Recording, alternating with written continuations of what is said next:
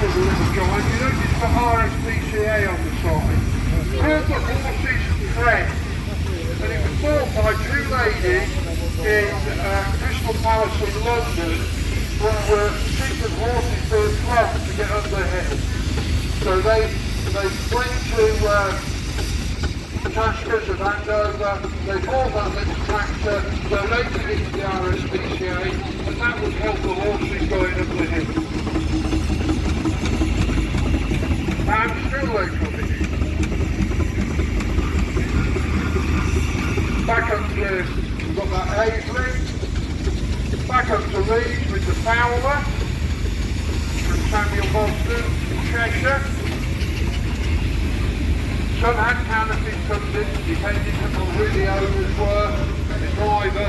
And generally, if you canopy on it, the canopy is there to protect the motion, not necessarily the drivers.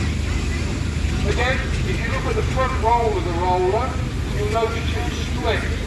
And that's so that it will allow it to go around corners. It's a very early type of differential action. Again, compound engine, beautifully turned out. And hopefully the next generation in the coal bunker with the Labrador, what could be better?